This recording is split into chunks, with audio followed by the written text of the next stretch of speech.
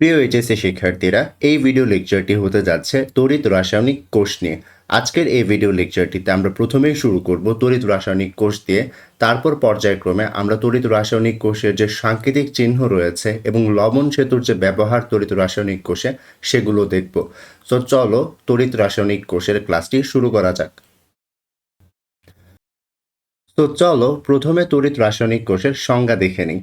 এখানে বলা আছে যে তড়িৎ কোষে রাসায়নিক বিক্রিয়ার ফলে সাধারণত জারণ বিজারণ বিক্রিয়ার ফলে বিদ্যুৎ প্রবাহ সৃষ্টি হয়, অর্থাৎ আমরা বলতে পারি রাসায়নিক শক্তি বিদ্যুৎ শক্তিতে রূপান্তরিত হয়, তাকে বলা হয়ে থাকে তড়িৎ রাসায়নিক কোষ। অর্থাৎ তড়িৎ রাসায়নিক কোষে কি হবে? তড়িৎ রাসায়নিক কোষে রাসায়নিক বিক্রিয়ার ফলে বিদ্যুৎ প্রবাহ সৃষ্টি হবে, অর্থাৎ এখানে রাসায়নিক শক্তি বিদ্যুৎ শক্তিতে রূপান্তরিত হবে, তখনই আমরা তাদেরকে বলতে পারবো তড়িৎ রাসায়নিক কোষ। তড়িৎ রাসায়নিক কোষকে গ্যালভানিক কোষ হিসেবেও ডাকা হয়ে থাকে। তো চলো তড়িৎ রাসায়নিক কোষের কার্যপ্রণালী আমরা ডিটেলসে দেখি যে কিভাবে আসলে তড়িৎ রাসায়নিক কোষ কাজ করে এবং সেখানে কিভাবে বেসিকলি জারণ বিজারণ বিক্রিয়াটি হয়ে থাকে। সো তড়িৎ রাসায়নিক কোষকে বোঝানোর জন্য প্রথমেই আমরা দুটি বিকার নিয়ে নিয়েছি। সো এই বিকারে দুটি ভিন্ন তড়িৎ বিশ্লেষ্য রয়েছে। এই যে বাঁ পাশের বিকারটি দেখতে পাচ্ছ, সেখানে জিঙ্ক সালফেটের দ্রবণ রাখা আছে এবং অন্যদিকে ডান পাশের যে বিকারটি রয়েছে সেখানে কপার সালফেটের দ্রবণ রাখা আছে। আর আমরা জানি জিঙ্ক সালফেট দ্রবণে গেলে জিঙ্ক 2+ এবং সালফেট 2- হিসেবে আয়নিত হবে। অন্যদিকে কপার সালফেট দ্রবণে গেলে কপার 2+ এবং সালফেট 2- হিসেবে আয়নিত হবে। সো এখানে আমি একটি ধাতব দণ্ড, যেটি হচ্ছে আসলে জিঙ্ক নির্মিত, এবং অন্যদিকে এই পাত্রে আরেকটি ধাতব দণ্ড যেটি হচ্ছে কপার নির্মিত, আমি ডুবালাম। সো আমি কি করলাম? দুটি ভিন্ন বিকারে দুটি ভিন্ন তড়িৎদ্বার ডুবালাম। একটি হচ্ছে জিঙ্কের, অন্যটি হচ্ছে কপারের। কেমন? সো এখানে দেখলেই বুঝতে পারছো যে আমার জিঙ্ক সালফেটের দ্রবণে ধাতু ছিল জিঙ্ক, তাই আমি জিঙ্কের তড়িৎদ্বার নিয়েছি। অন্যদিকে কপার সালফেটের দ্রবণে আমার ধাতু ছিল কপার, তাই আমি কপারের তড়িৎদ্বার নিয়েছি। তো এই দুটি তড়িৎদ্বারকে এখন যদি আমি একটি তার দ্বারা যুক্ত করি এবং তাদের মাঝখানে একটি বৈদ্যুতিক বাল্ব রাখি, তাহলে দেখা যাবে যখন এখান দিয়ে কারেন্ট পাস হবে তখন কিন্তু এই বাল্বটি জ্বলে উঠবে, তাই না? তো এখন আপাতত বাল্বটি বন্ধ আছে, কারণ এখানে কোনো ধরনের কারেন্টের ফ্লো হচ্ছে না, তাই। সো এখানে শুরুতে যে ঘটনাটি ঘটে সেটি হচ্ছে, এখানে এই যে দেখতে পাচ্ছ এই তড়িৎদ্বারটি জিঙ্ক নির্মিত। সো আমার নিচেও কি তড়িৎদ্বারের জিঙ্ক থাকবে, এই পুরো তড়িৎদ্বারটি আমার কি জিঙ্কের নির্মিত, তাই এখানে আমার নিচেও জিঙ্ক থাকবে, রাইট? সো এই জিঙ্কের একটি বৈশিষ্ট্য যেটি, সেটি হচ্ছে এই জিঙ্ক দুটি ইলেকট্রন ছেড়ে দিয়ে জিঙ্ক 2+ হয়ে যায়। আমি আবার কথাটি রিপিট করছি, এই জিঙ্ক দুটি ইলেকট্রন ছেড়ে দিয়ে সে কি হয়ে যায়? জিঙ্ক 2+ হয়ে যায়, যেটি এখানে তোমরা স্ক্রিনে দেখতে পাচ্ছ। এবং এই জিঙ্ক 2+ দ্রবণে চলে যায় তড়িৎদ্বার থেকে। সো তার মানে এখানে বলতে পারি আমার কাছে একটি জিঙ্ক ছিল তড়িৎদ্বারে, সেটি দুটি ইলেকট্রন ছেড়ে দিয়ে জিঙ্ক 2+ হয়ে গিয়েছে, অর্থাৎ এখানে ইলেকট্রনের ছাড়ন হয়েছে। আর আমরা জানি ইলেকট্রনের ছাড়ন মানে কি? জারণ। সো বলতে পারি এখানে জারণ অর্ধবিক্রিয়া হয়েছে। আর আমরা প্রিভিয়াস ক্লাসগুলোতেই দেখে এসেছি জারণ অর্ধবিক্রিয়া যেখানে হয় তাকে আমরা বলি অ্যানোড। অর্থাৎ যেহেতু এই তড়িৎদ্বারে জারণ হয়েছে তাই আমরা তাকে বলবো অ্যানোড। আর অন্যদিকে জারণ অর্ধবিক্রিয়াটি যেই জায়গায় হয় তাকে আমরা বলি জারণ অর্ধকোষ বা অ্যানোড অর্ধকোষ। আশা করি এতটুকু পর্যন্ত তোমরা ভালো মতন ধরতে পেরেছ। তো একটু লক্ষ্য করো, এখানে যে দুটি ইলেকট্রন তৈরি হলো, এই দুটি ইলেকট্রন তারের মাধ্যমে এই তড়িৎদ্বারে যাবে, তাই না? সো এখানে আমরা তাই দেখাচ্ছি যে এই দুটি ইলেকট্রন এইদিকে ফ্লো করছে। সো একটু লক্ষ্য করো, যখন এইদিকে ইলেকট্রন যাবে তখন কি বাল্বটার মধ্য দিয়ে কারেন্ট যাবে, তাই না? তখন বাল্বটা কি হবে? জ্বলে উঠবে, রাইট? সো তখন বাল্বটি এভাবে জ্বলে উঠবে এবং ইলেকট্রন দুটি এখানে গিয়ে জমা হবে, তাই তো? সো একটু লক্ষ্য করলে দেখবে এখানে কপার সালফেটের দ্রবণে আগে থেকেই কপার 2+ ছিল, তাই না? সো এখানে যেহেতু দুটি ইলেকট্রন রয়েছে, কপার 2+ কি করবে? সেখানে গিয়ে ইলেকট্রন দুটি একসেপ্ট করে নিউট্রাল কপার হয়ে যাবে না? তো এই যে নিউট্রাল কপার হয়ে যাচ্ছে। তো এখানে আমাদের কি ঘটলো? এখানে আমাদের বিজারণ ঘটলো। এখানে কপার 2+ দ্রবণ থেকে দুটি ইলেকট্রন গ্রহণ করে ইলেকট্রোডে গিয়ে কপার হয়ে গিয়েছে, রাইট? সো আমরা বলতে পারি এখানে বিজারণ অর্ধবিক্রিয়া হচ্ছে। আর বিজারণ অর্ধবিক্রিয়া কোথায় হয়? বিজারণ অর্ধবিক্রিয়া ক্যাথোডে হয়। সো আমরা বলতে পারি এখানে ক্যাথোডে কি হয়েছে? বিজারণ হয়েছে। আর বিজারণ অর্ধবিক্রিয়া যেই অর্ধকোষে হয় তাকে আমরা বলবো ক্যাথোড অর্ধকোষ, তাই তো? সো এখন যদি আমি সামগ্রিক বিক্রিয়াটি লিখতে চাই তাহলে আমি কি লিখতে পারবো? সামগ্রিক বিক্রিয়াটি লিখতে গেলে আমি লিখতে পারবো জিঙ্ক প্লাস কপার 2+ আর দুইটা ইলেকট্রন প্লাসে মাইনাসে ক্যান্সেল আউট হয়ে যাবে এবং আমার প্রোডাক্ট থাকবে জিঙ্ক 2+ এবং কপার, তাই না? তো এই যে বিক্রিয়কের জিঙ্ক অ্যান্ড কপার 2+ লিখলাম এবং উৎপাদের জিঙ্ক 2+ এবং কপার লিখে দিলাম। সো আশা করি এই সামগ্রিক বিক্রিয়াটি তোমরা লিখতে পারবে। এখন যদি একটু খেয়াল করো, এখানে এই অ্যানোডে দুটি ইলেকট্রন রয়েছে, তাই না? তাই আমি বলতে পারি এখানে মাইনাস বেশি ছিল, এখানে মাইনাস বেশি ছিল। অন্যদিকে সেখানে কি বেশি? ক্যাথোডে প্লাস বেশি। সো তড়িৎ রাসায়নিক কোষে ক্যাথোড হচ্ছে পজিটিভ এবং অ্যানোড হচ্ছে নেগেটিভ, বাট অন্যদিকে তড়িৎ বিশ্লেষ্য কোষে কিন্তু অ্যানোড পজিটিভ ছিল, ক্যাথোড নেগেটিভ ছিল। এটি হচ্ছে তড়িৎ রাসায়নিক কোষের সাথে তড়িৎ বিশ্লেষ্য কোষের একটি পার্থক্য। তো আমরা বেসিকলি তড়িৎ রাসায়নিক কোষের পুরো ডিটেলস একটি আইডিয়া নিয়ে নিয়েছি, বাট এই ক্ষেত্রে আরেকটু ছোট্ট জিনিস তোমরা জেনে নাও। এখানে একটু খেয়াল করো, এটি তো আমার একটা তড়িৎ রাসায়নিক কোষ, বা আমরা বলতে পারি গ্যালভানিক সেল, বাট এটিকে চাইলে আমি একটা স্পেশাল নাম বলতে পারি যেটি হচ্ছে ড্যানিয়েল সেল।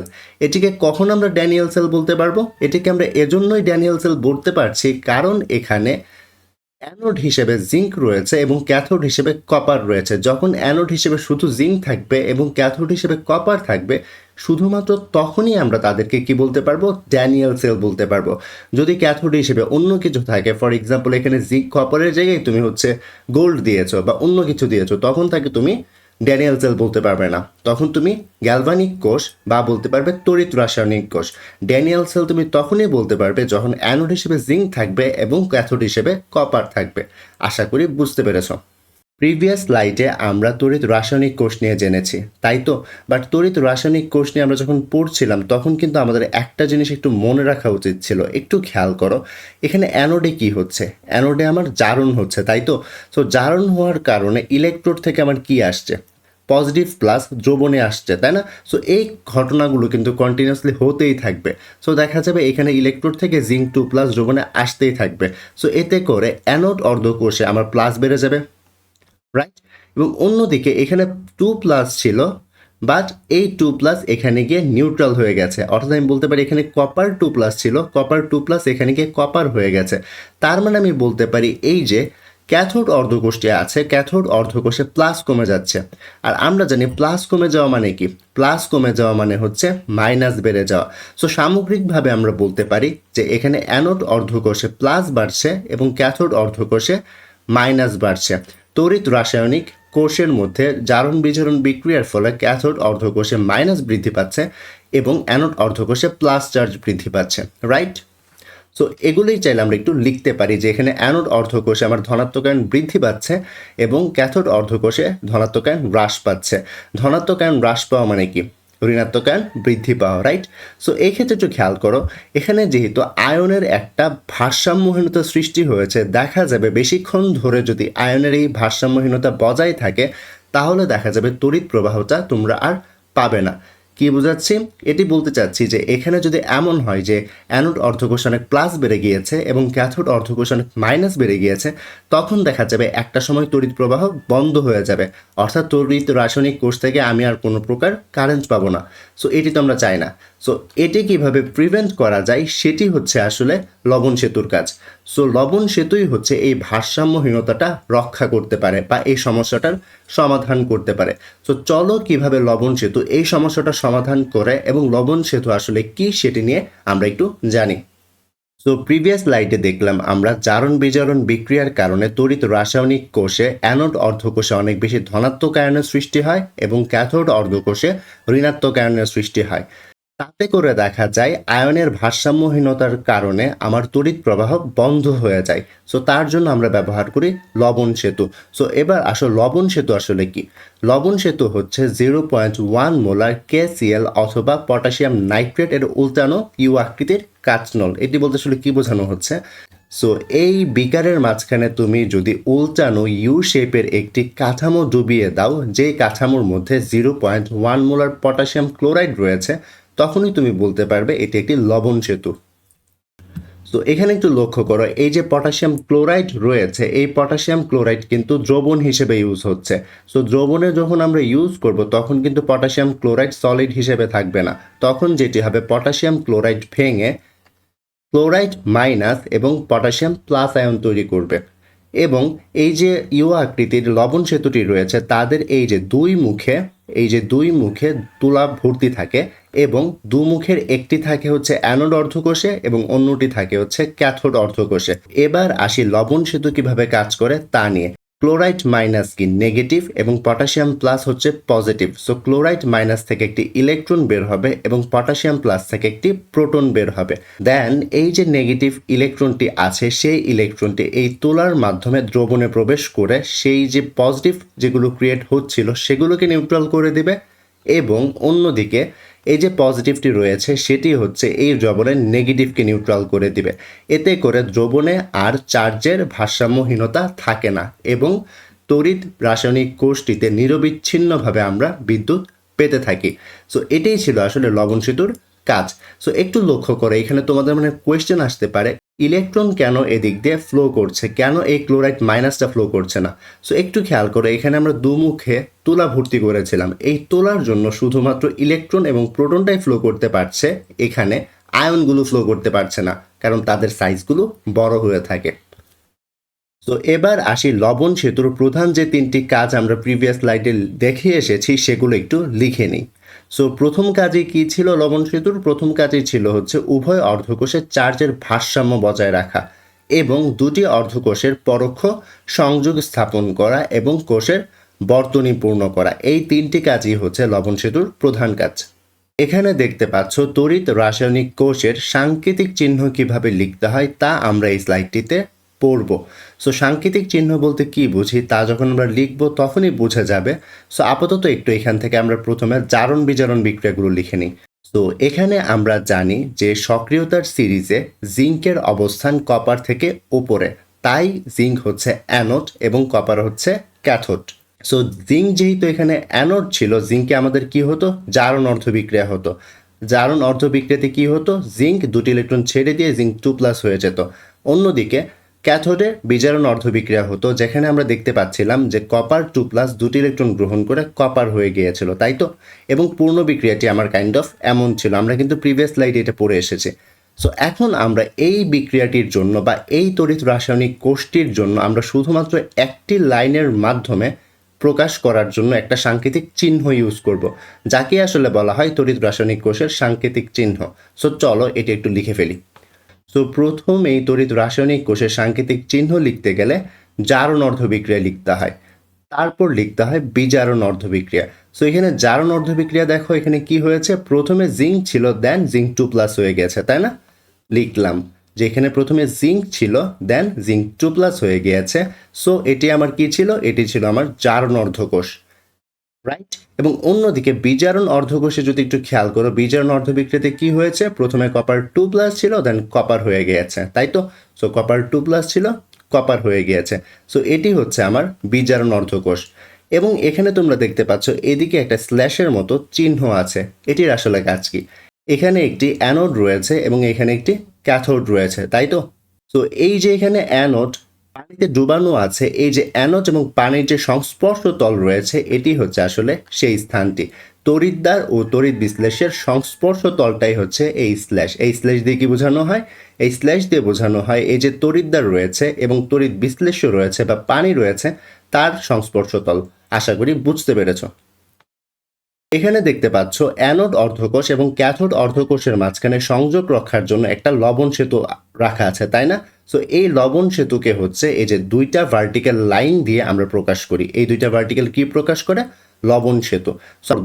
এই স্লাইডটিতে লক্ষ্য করো, এখানে তড়িৎ বিশ্লেষ্য হিসেবে ফেরাস সালফেট রয়েছে এবং ওই ফেরাস সালফেটের দ্রবণে অ্যানোড হিসেবে আয়রন রয়েছে। অন্যদিকে এই বিকারটিতে কপার সালফেট রয়েছে তড়িৎ বিশ্লেষ্য হিসেবে এবং কপার রয়েছে ক্যাথোড হিসাবে। সো এই বিক্রিয়ার জন্য আমি যখন জারণ অর্ধবিক্রিয়া এবং বিজারণ অর্ধবিক্রিয়া লিখতে যাব তখন আমি কি লিখতে পারবো? এই যে দেখো এখানে যখন আমি জারণ অর্ধবিক্রিয়া লিখতে যাব তখন দেখো আয়রন দ্রবণে গিয়ে আয়রন 2+ হয়ে গিয়েছে, রাইট? সো আয়রন দুটি ইলেকট্রন ছেড়ে দিয়ে আয়রন 2+ হয়ে গেল। আর এখানে ক্যাথোডে কি হবে, বিজারণ অর্ধবিক্রিয়া হবে। সো এখানে যেহেতু কপার 2+ রয়েছে, এটি ক্যাথোডে গিয়ে কপার হয়ে যাবে, অর্থাৎ সে এখানে দুটি ইলেকট্রন গ্রহণ করবে, রাইট। সো এখানে কপার 2+ দুটি ইলেকট্রন গ্রহণ করে কপার হয়ে যাবে। সো আমি যদি এখন সামগ্রিক কোষ বিক্রিয়াটি লিখতে চাই তাহলে কি করব, এই যে মাইনাসের দুটি ইলেকট্রন এবং প্লাসের দুটি ইলেকট্রন কেটে দিব, রাইট। এই পাশে আয়রন রয়েছে এবং এখানে কপার 2+ রয়েছে বিক্রিয়কে, সো এগুলো লিখব। এবং অন্যদিকে উৎপাদে ফেরাম 2+ অর্থাৎ Fe2+ এবং কপার রয়েছে, সো আমি এগুলোও লিখবো এ পাশে। সো এখানে আমার কোষ বিক্রিয়াটি সম্পন্ন হয়ে গিয়েছে। এখন যদি আমি চাই তড়িৎ রাসায়নিক কোষের সাংকেতিক চিহ্ন লিখতে, তাহলে আমার যেটি করতে হবে সেটি হচ্ছে প্রথমে জারণ অর্ধবিক্রিয়া, তাই না? প্রিভিয়াস স্লাইডেই কিন্তু করে এসেছি। সো জারণ অর্ধবিক্রিয়াতে কি দেখা যাচ্ছে, এই যে আয়রন থেকে আয়রন 2+ হচ্ছে, তাই লিখেছি। তো এখানে এই এতটুকু অংশ যেন কি ছিল, এতটুকু অংশ ছিল জারণ অর্ধকোষ, তাই তো। এবার চলো বিজারণ অর্ধবিক্রিয়ার জন্য বিজারণ অর্ধকোষটি লিখি। এখানে কি ছিল, কপার 2+ থেকে কপার হয়েছে, তাই কপার 2+ থেকে কপার লিখেছি। আর এটি আমাদের কি, বিজারণ অর্ধকোষ। আর এখানে যে স্ল্যাশের মতো চিহ্ন দেখতে পাচ্ছি, এগুলোর জন্য কি বলেছিলাম, এগুলো হচ্ছে তড়িৎদ্বার এবং তড়িৎ বিশ্লেষের যে সংস্পর্শ তল আছে সেটি। তারপর এইখানে যে আমরা লবণ সেতুটি ইউজ করেছি, সেই লবণ সেতুটির জন্য আমরা একটা ডাবল ভার্টিক্যাল লাইন দিব। সো এখানে একটু খেয়াল করো, যদি হচ্ছে আমার লবণ সেতুটি ইউজ না হতো এই লবণ সেতুটি, তাহলে এখানে আমি ডাবল ভার্টিক্যাল লাইন না দিয়ে আমি সিঙ্গেল ভার্টিক্যাল লাইন ইউজ করব। আমি কথাটি আবার বলছি, লবণ সেতু ইউজ না হলে এই ডাবল ভার্টিক্যাল লাইনের স্থলে একটি শুধুমাত্র সিঙ্গেল ভার্টিক্যাল লাইন ইউজ করা হবে। আশা করি বুঝতে পেরেছ। আর এদিকে শর্টকাট হিসেবে জন্য কি বলেছিলাম, জারণ অর্ধকোষ বা যেখানে জারণ হবে সেখানে আয়ন পড়ে থাকবে, রাইট। অন্যদিকে যেখানে বিজারণ হবে সেখানে আয়ন আগে থাকবে। সো এই ক্ষেত্রে বিজারণের ক্ষেত্রে আয়ন আগে থাকবে। তো এতক্ষণ তো আমরা দেখলাম আমরা কিভাবে তড়িৎ রাসায়নিক কোষের সাংকেতিক চিহ্ন লিখতে পারি। এখন আমরা তার উল্টো করব। এখানে আমাদের তড়িৎ রাসায়নিক কোষের সাংকেতিক চিহ্ন দেওয়া রয়েছে, আমরা সেখান থেকে জারণ বিজারণ অর্ধবিক্রিয়া লিখব। সো চলো প্রথমে এখানে দেখতে পাচ্ছি, এই প্রশ্নটি আমরা সলভ করবো আসলে। সো প্রথমে এখানে দেখতে পাচ্ছি এখানে জিঙ্ক থেকে জিঙ্ক 2+ হয়েছে, অর্থাৎ পরে আয়ন, তার মানে একটা জারণ অর্ধবিক্রিয়া। এবং মাঝখানে একটি লবণ সেতু রয়েছে এবং এখানে আগে আয়ন রয়েছে, তার মানে এটি বিজারণ অর্ধবিক্রিয়া, রাইট। সো জারণ অর্ধবিক্রিয়াতে কি হচ্ছে, জিঙ্ক দুটি ইলেকট্রন ত্যাগ করে জিঙ্ক 2+ হচ্ছে এবং বিজারণ অর্ধবিক্রিয়াতে কপার 2+ দুটি ইলেকট্রন গ্রহণ করে কপার হয়ে যাচ্ছে, রাইট। সো বিজারণ অর্ধবিক্রিয়াতে কপার 2+ দুটি ইলেকট্রন গ্রহণ করে কপার হয়ে যাচ্ছে। সো পূর্ণ বিক্রিয়াটি কি হবে, electron electron cancel out. So এখানে জিঙ্ক প্লাস কপার 2+ এবং জিঙ্ক 2+ প্লাস কপার, রাইট। আশা করি বুঝতে পেরেছো। এবার এই বিক্রিয়াটিতে আসি। সো এই সাংকেতিক চিহ্নটিতে দেখতে পাচ্ছ এখানে আয়রন ছিল, দেন আয়রন 2+ হয়েছে, তার মানে পরে আয়ন জারণ, রাইট। এবং মাঝখানে লবণ সেতু রয়েছে এবং কপার 2+ ছিল, দেন কপার হয়েছে, তার মানে আগে আয়ন। আগে আয়ন থাকলে জন্য কি হয়, বিজারণ হয়। সো চলো বিক্রিয়াটি পূর্ণ করি। তো প্রথমেই আমরা জারণ অর্ধবিক্রিয়া লিখতে যাচ্ছি। সো এখানে কি ছিল, এখানে আয়রন ছিল, আয়রন দুটি ইলেকট্রন গ্রহণ করে আয়রন 2+ হয়েছে এবং এখানে কি কপার 2+ ছিল, যেটি দুটি ইলেকট্রন গ্রহণ করে কপার হয়েছে, রাইট। সো বিজারণ অর্ধবিক্রিয়া কি, কপার 2+ ছিল, যেটি দুটি ইলেকট্রন গ্রহণ করে কপার হয়েছে। সো এখন যদি পূর্ণ বিক্রিয়া লিখতে চাই তাহলে কি লিখবো, iron plus copper 2+, electron electron কাটা এবং উৎপাদ হিসাবে আমরা পাবো আয়রন 2+ এবং কপার। আশা করি বুঝতে পেরেছো।